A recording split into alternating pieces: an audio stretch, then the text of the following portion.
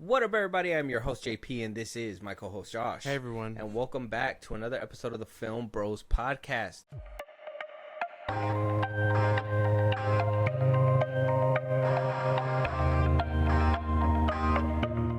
Welcome back, guys. Another review for you guys on fine Saturday by the time you guys hear it. The time of recording, it's a little bit sooner than that. We had a nice episode for you Disney fans, just to get it over with. Today, we are getting in our feelings and reviewing Inside Out 2. This is Joy, coming to you live in Riley's mind. Make some noise! Sadness is in the house! It's anger! Let me at him! We gotta get our mouth guard, people! Fear! No, that's not ours! Disgust. Glad to have her on our team. Our little girl's growing up so fast. Ow. Sorry.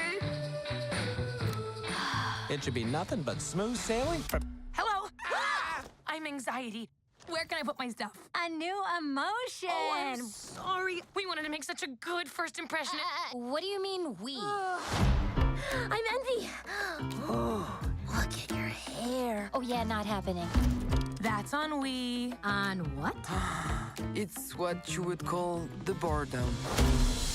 What's your name, big fella? That's embarrassment. Welcome to headquarters, embarrassment. Riley's life requires more sophisticated emotions than all of you. You can't just bottle us up. We are suppressed emotion! You did so good. Your emotions inside your head played it right. They were flaring. They were like, oh, shit, we've never... Not too angry, not too angry.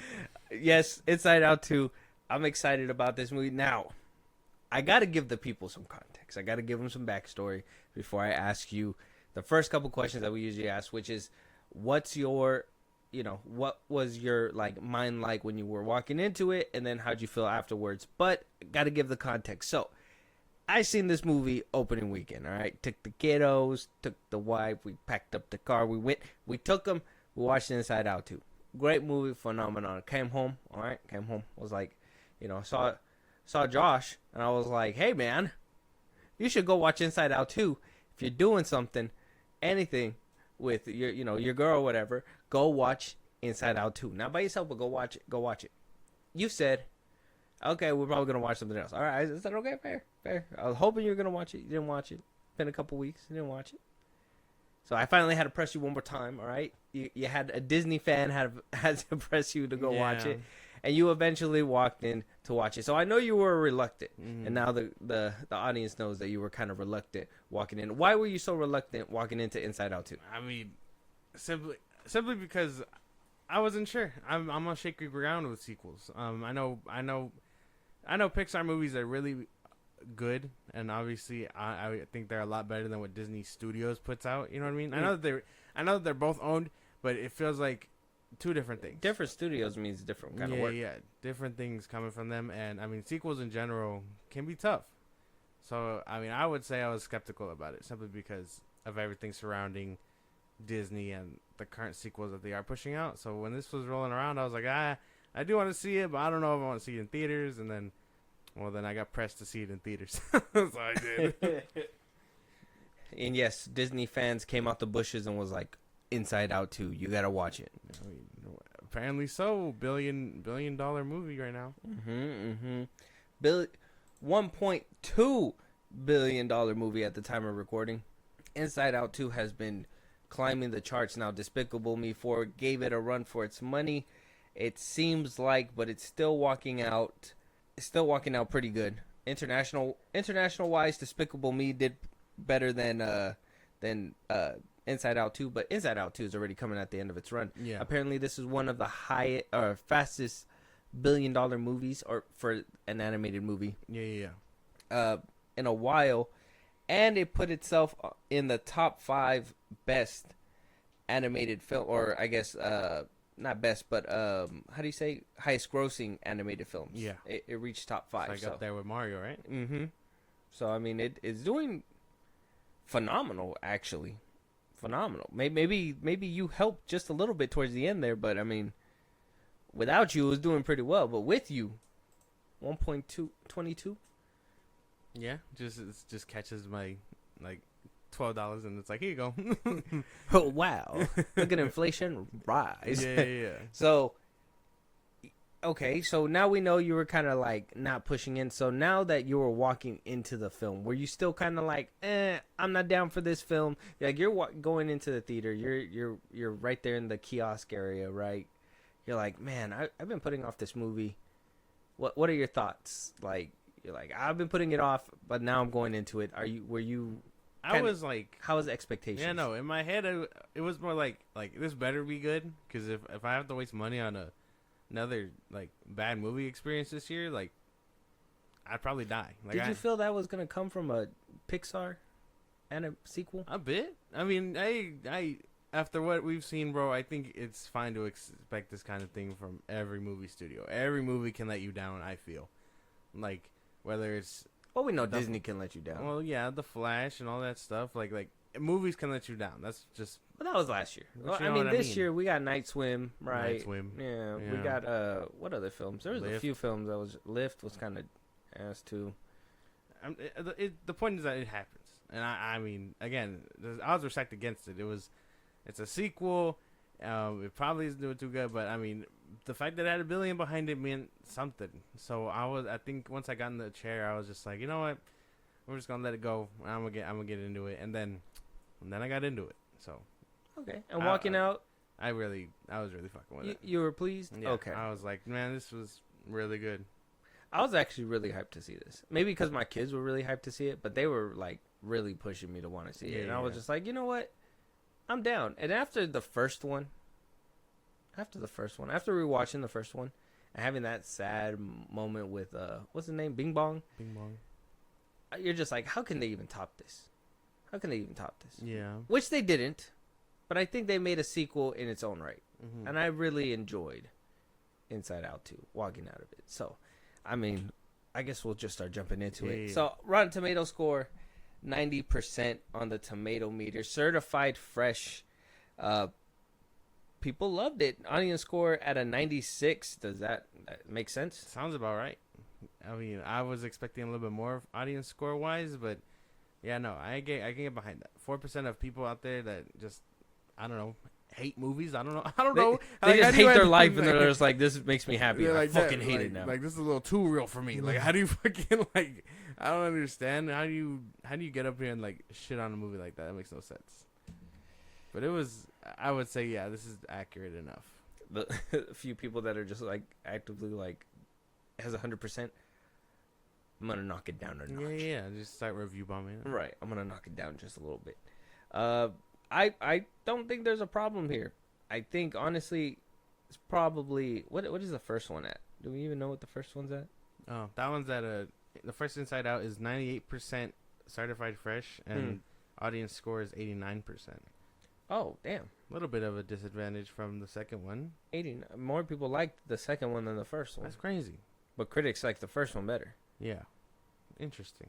I agree with those score. I mean, not really the audience score. I think that one's kind of weird, but the 98% you said for Inside Out Basically. on certified or no? Oh, yeah, certified, yeah. 98, right? Yes. Okay. Why do you say- Certified fresh. why do you say basically? I'm not. Because basically certified fresh. And so, I mean, they're both certified fresh. This one down a few points, 90%. I mean, it's gonna get compared regardless. I'm trying not to compare this film to the first one, but you're obviously gonna have a few comparisons Towards the end. Towards the there. back end. Yeah, But I'm going to be fair. of course. Oh, that's cool. You can click on that. wow. That's crazy. They made IMBD is just outdoing They themselves. made them interactive. It's so nice. We got some old people, some new people, and some new people, or some old people turn to new people via voice acting. So it's interesting how they played that. So we got Amy Poehler as Joy, Maya Hawke as Anxiety. She's new. Obviously, we've seen her in Stranger Things, right? You remember her? Yeah. Robin. Huh? She's Robin. Is that her name in that show? Yeah. I don't remember. Yeah, Stranger yeah. Things. That's her. Kingston Tallman is Riley. Liza Lapira is Disgust. I think they changed her from the first one. I think somebody else played her in the first one. Tony Hale plays Fear. He Definitely was changed. yeah, he was changed. He was supposed to be Bill Hader. Yeah. Lewis Black as Anger, Phyllis Smith as Sadness. She returned. So did Lewis. Envy was played by Ao Edebiri. She was in The Bear. Yeah. She, Josh. Shout out Josh. Oh yeah, Mindy Kaling was discussed. Mindy Kaling. Yeah, she was the first one. She played Mindy, right? Yeah, In the Mindy Project and all that. Yeah, her own show. Yeah. She voiced Velma in the Velma reboot. Yeah. She played Disgust in the first one. I wonder why she didn't return. Same reason Bill Hader didn't return, probably. Not enough money. Yeah. Not enough money. Yep, and so on and so forth. We got a pretty good cast. I mean, it sucked not hearing. It always sucks because you hear them and it's like it's them, but it's not them. That makes sense. Basically, I mean, I think the closest one that sounded to it was Disgust. But for Fear, every time we talked, I was like, "That's not Bill Hader." No, it's not. That was the only one that I felt like was off-putting. Everyone else was doing fine. Bill Hader is very distinct. Yeah. He's very distinct. So it's it was a little distracting at 1.2. I ain't gonna lie, but I got over it and I was just able to watch it as it was. Honestly, shit had me laughing. Kelsey Mann was the director. I don't know what other projects she has directed. Oh, she directed. Oh no, she was just additional crew. She was a writer on The Good Dinosaur. Yeah. Animation department, Onward, Lightyear. Oh, so she just did a lot of Shorts and stuff. Shorts for. It was her first full-on film. Yeah, I would say she did it. Yeah, good job. Yeah, not bad for her first time. Then it came out good. Good for her. Yeah, hats off. Mm-hmm. Hats off. I guess we can just get started with I guess the characters. We got new characters in this one. Anxiety was put into this film. We kind of already started touching on it, but the changes of voice actors played a little bit of a role. I mean, it was, you could tell, but I guess we can agree it didn't throw us completely off the film. Mm-mm. Okay. At least with the new additions, Anxiety. Yeah. Who was it? Embarrassment. And what was the purple one? The teenage one? Annoy. Is that supposed to be it? Annoy? Is it supposed to be like a play on Annoy? Yeah. Yeah. Annoy. Okay. That's his name. I didn't catch that at first, but they called him. I mean, Joy called him Wee Wee. So I think that's what I'll be referring to. Yeah. And then Ao Edebiri's Envy. So those were new characters. Mm-hmm. We had old ones returning with some with new voices. But I really like the incorporation of obviously the different emotions coming in together. Yeah. I think there was a couple that were missing from the first one though, right? No. Was it the whole gang? That was the whole everybody, yeah. Oh, okay. There was only 5 of them, the core ones: joy, anger, sadness, fear, and disgust. Yeah. Yeah. So I really enjoyed that how they kind of emerged it. Anxiety was just a great. I really feel maybe that'll be in the back end a little bit, but at least with Anxiety being brought in and Embarrassment, all of them had me laughing. I think if I'm pretty sure I was the loudest one in my theater when I was laughing. Yeah, no, I was laughing pretty hard too. That shit, there was a lot of scenes that had me cracking up. The way Mm-hmm. they delivered certain lines, and Ao Edebiri as Envy, yeah, killed it. She fucking killed it. I think she was one of the funny ones. Embarrassment was funny, even though that one barely had any lines. Anxiety, she cracked me up, and obviously you got the original crew that really brought it. That was really funny. I like small spoiler, but when Anger sticks his hand in the bag, I had me dying. Oh my, yeah. And when he gets the TNT and all that, and he's like, "Come here," and he's just he was just getting tired of waiting. Mm-hmm. That shit had me laughing too. A lot of good when moments when here. the dude was rolling doing his superpower, I was just like, yeah, no, a lot of good scenes had me dying here. I wasn't expecting to laugh as hard as I was. It was funny. Yeah. How do you feel about the new arrivals, Anxiety in them? I think they were all done really well. Not just voice acting wise. I think everyone kind of did their own thing there, but story wise, I think not being a girl, I would say for the most part portrayed what I would assume puberty is like. If that makes any sense. Like they got it right, I would feel. Yeah, I guess there was a few things during the film that was kind of unrelatable to a dude's experience, but you could really feel for not only I thought for Riley, because you know I think Julie was kind of like, yeah, this is kind of like what happens too, but like you're able to feel for the characters within, which were the emotions, and you know obviously you know they're boys or girls or whatever, but you just don't. You're just like, damn, they're going through shit like we are. They're basically the adults to Riley, and those are the ones that are supposed to control them. So I thought that was great. The world building aspect, I loved it. Yeah, I really loved how they took whatever they took from the first one, the whole panel, obviously, reconstructing it, adding more space. Obviously, there was those core. What was it? The core memory places, because you had, what was it? Monkey Around Island. You had Serious Land, all that stuff, or whatever. Yeah, and down below where you thought core memories were and all that stuff, you had those fucking, what were they called? They made the strings called? Yeah, the things that helped Riley like be herself, basically. Exactly, formed like, her identity. What makes her, basically. So it goes deeper than core memory. It goes into what makes her herself. Yeah, like what is it? Like being a good person, or you know, making sure that those memories, like she's not bad, basically reassuring, growing into what one would be like. Yeah, if that makes any sense. And I felt like this is a part where like I kind of felt like people could relate. Oh you were in a point in your life where like you wanted to act like other people, but then the person inside was like, I am not like them. Like I try to be like them, but it's more work to be like them than to be myself. That's what I think was very hard to like for them to get, because like I can't relate to being a girl in that situation, but I can relate to the situation, if that makes any sense.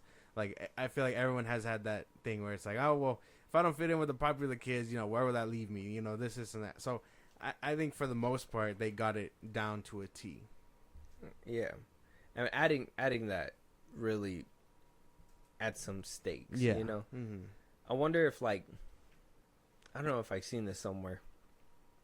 I feel like I have, but I wonder if like if they go through to a third film, we're gonna go any deeper than that. Like, how do you say, like, what's deeper than your personality? Like a soul? Are we gonna have like a soul crossover?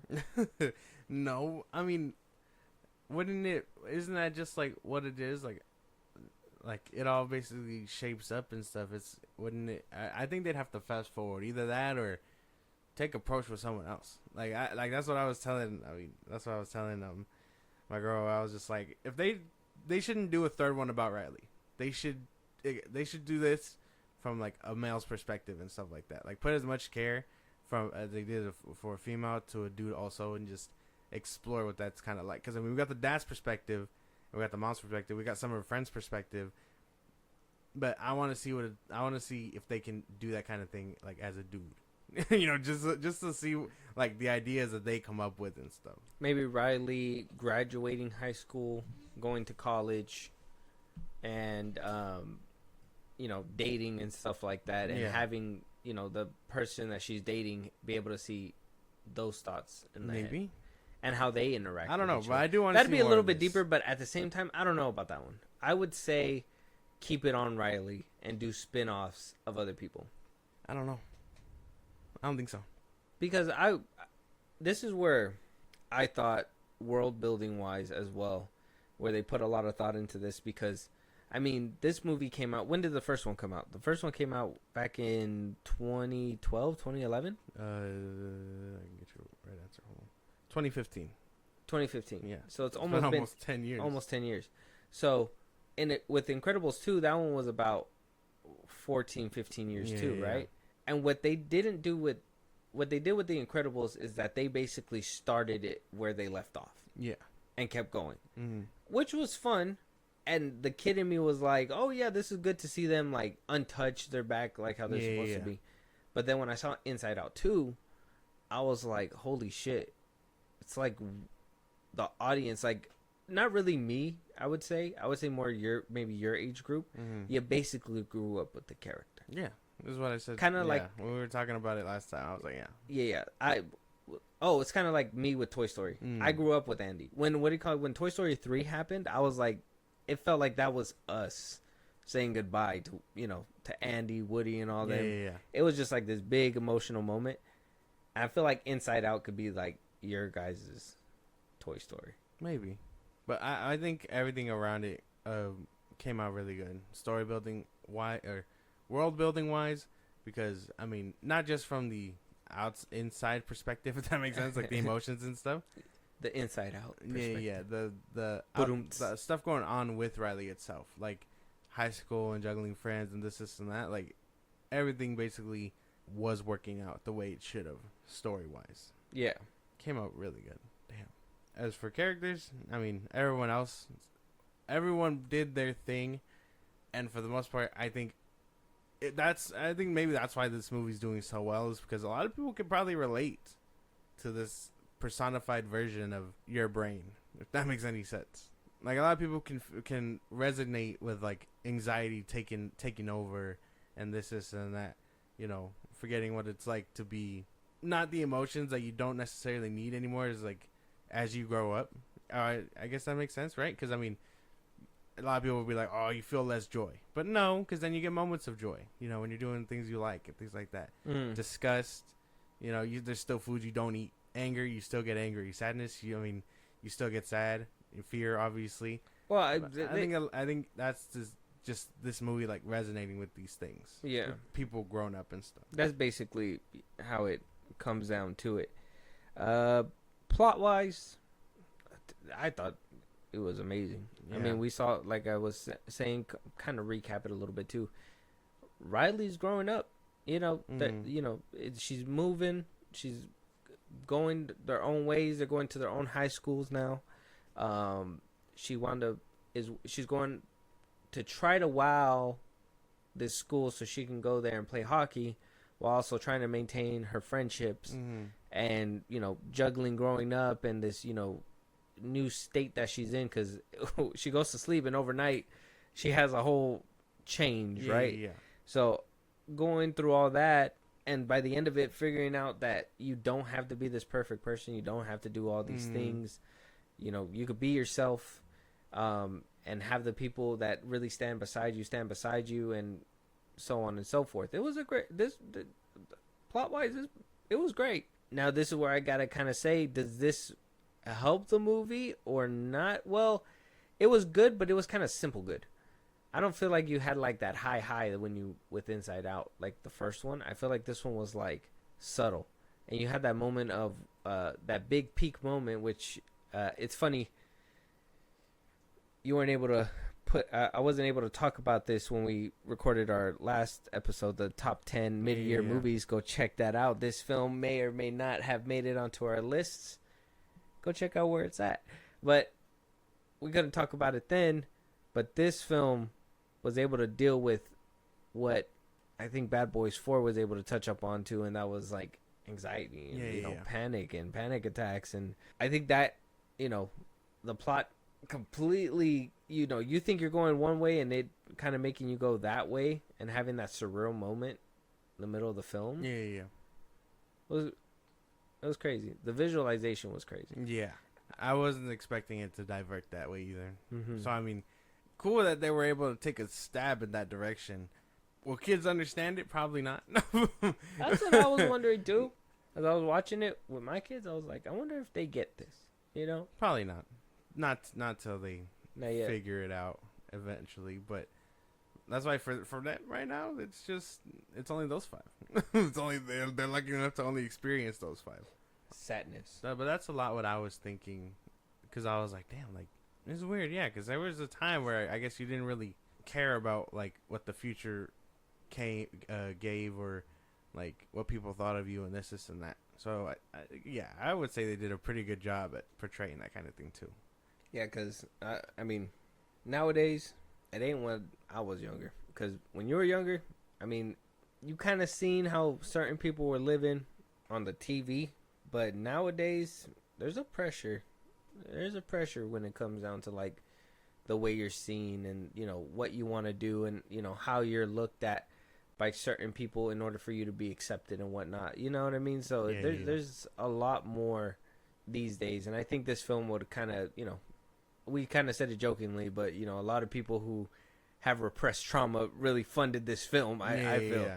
But I feel like this kind of film would help maybe teenagers, maybe, you know, my kids, when they're teenagers, they'll see something like this and kind of understand that it's okay to feel certain ways, but, you know, act right kind of shit.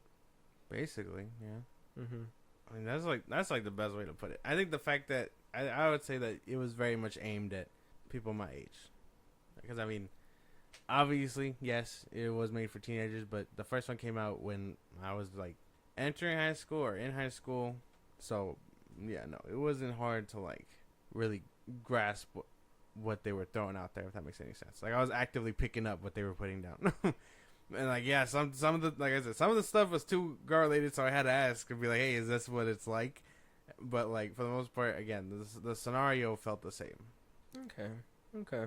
Yeah, we should have had a girl on here. Maybe. So We're just a couple of dudes. Yeah, we're just a couple of dudes who watched Inside Out, I guess.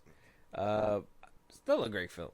I thought it tackles a lot of things that will be helpful to the people that can really relate. Because I could relate to some things, but some things not really. But that emotional moment with the panic attack, it was great.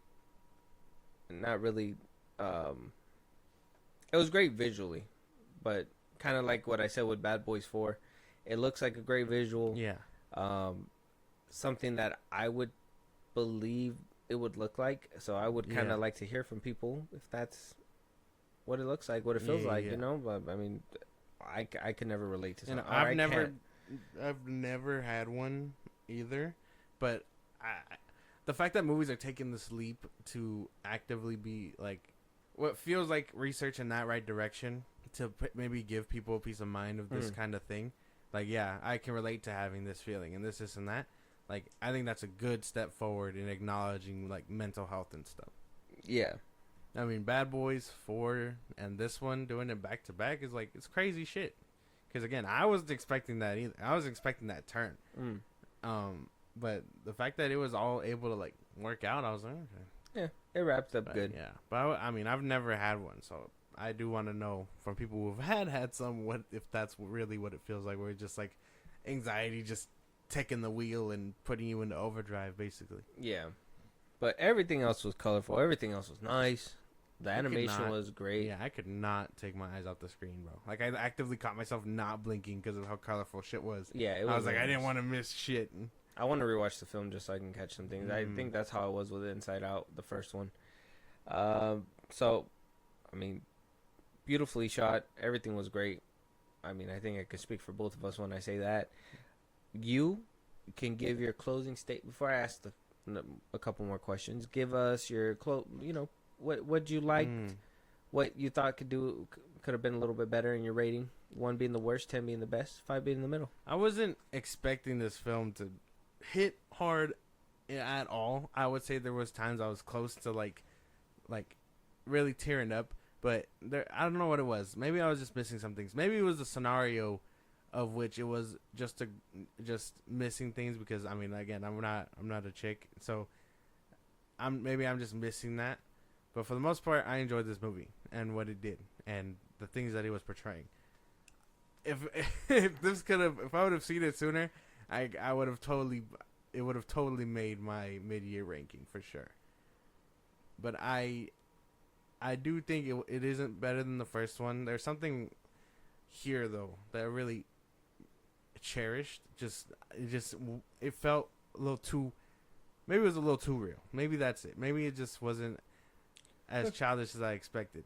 Okay. So I gotta give it points, but like it didn't feel better than the first one. Maybe I don't know what it was. I can't really put like a thought to it. I just know it's not better than the first one. Maybe it's nostalgia. I don't know.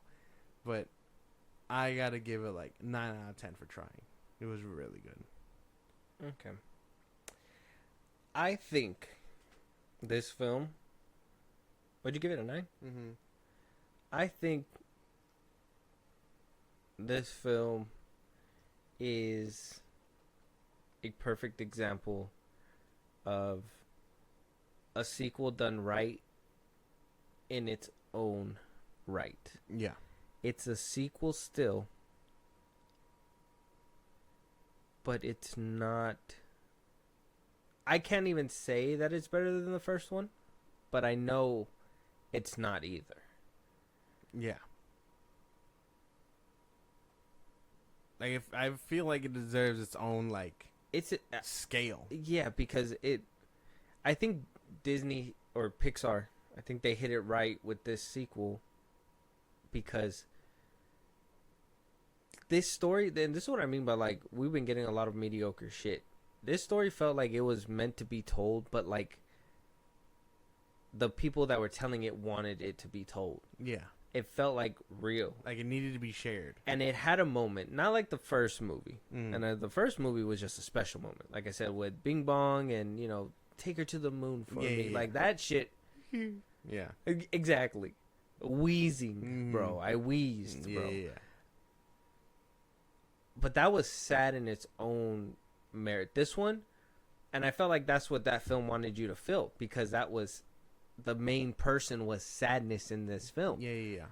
That was the main antagonist right there. In this film, it was anxiety. So you didn't feel sad in this film. By the end of it, Yeah. I felt that stress that Riley was feeling. Like, I was like, holy shit, is she gonna make it out of this? Like, what the fuck is anxiety doing?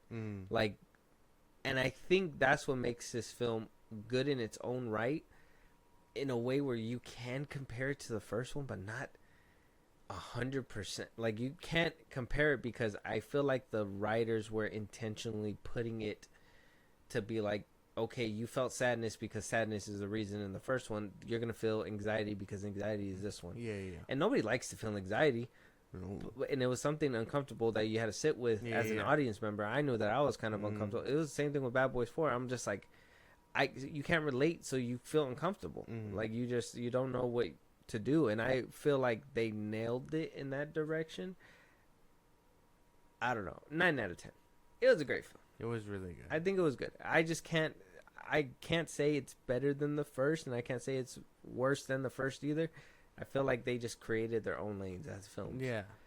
Basically, yeah. They're basically, like, holding each other's hands and finishing the finish line. Like Inside Out 5, Metapause. Like, I No, don't know. oh my God. Like, that's so bad. Who's moving in? Is that when nostalgia kicks in? That's so crazy. Yeah. Just gonna see all the... I don't remember when Riley went through that. You're just pushing 40 watching that shit. That'd be crazy. No. But, yeah, man. That shit was something else. Like, I know I say this a lot. I've been saying it with, like, just about every movie I've seen this year. But that's because every movie has been shit. Every other movie has been kind of But this one, it felt like it was, like, rewriting my brain chemistry. Like, I was really fucking with it. Like, man. Like, maybe 2024 is just full of, like, sleeper movies. Because, like, every one that I've seen, even the ones on the top 10 ranking, go check that out. But, like, all felt really good.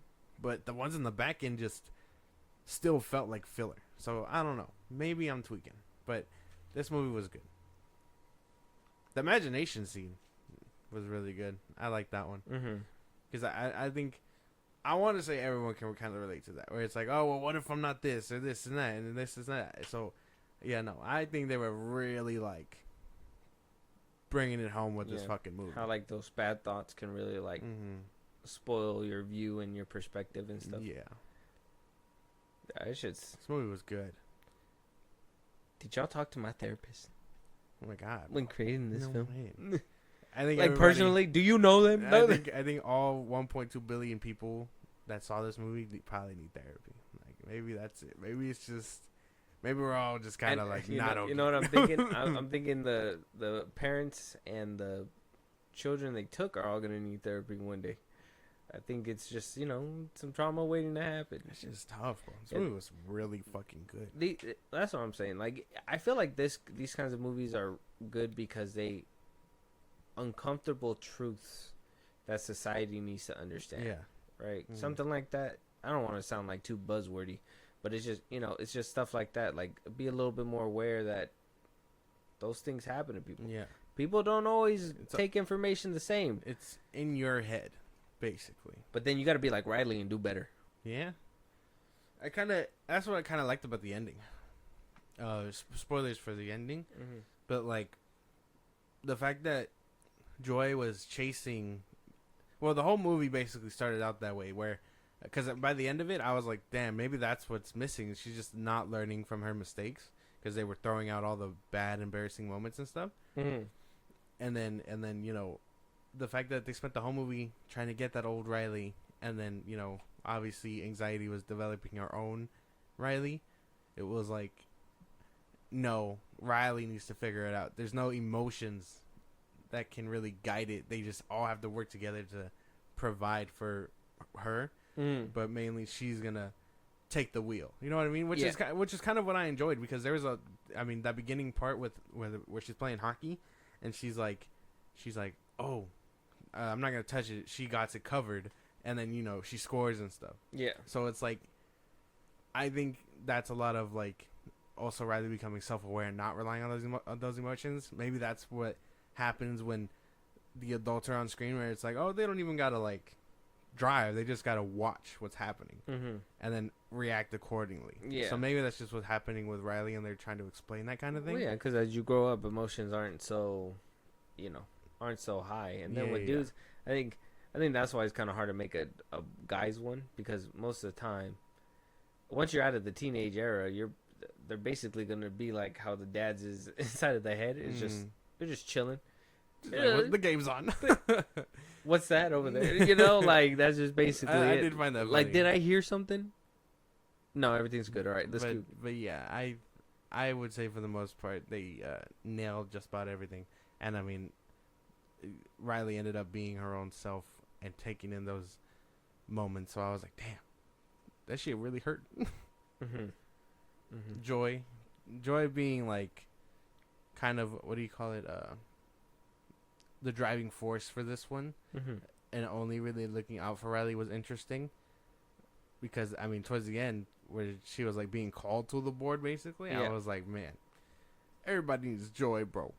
Like that's the one thing I kind of enjoyed too, where it's like the sport that brought her joy was actively giving her anxiety too, because it's like, oh, what if I'm not good enough, and this is that. It's like, no, it's just about enjoying the sport, like she used to before joining the camp, basically. Which is crazy, because this movie takes place in the span of like 3 days, and all that happens in her mind. So it's like, that's just crazy, bro. That's being a girl, man. That's just crazy. You gotta understand, like that. We just got a glimpse. They gotta live with that shit. Oh my god, dude! I was looking at Julie sometimes. I was just like, that's what it's like in there. Like, you gotta deal with that every day. Yeah. My dudes is chilling. They just not really. They don't react. I smell something stinky. I probably do this. Right about it. Then the disgust probably just push it. Like, ooh. He's like, oh. Yeah. But yeah, man, this movie was good.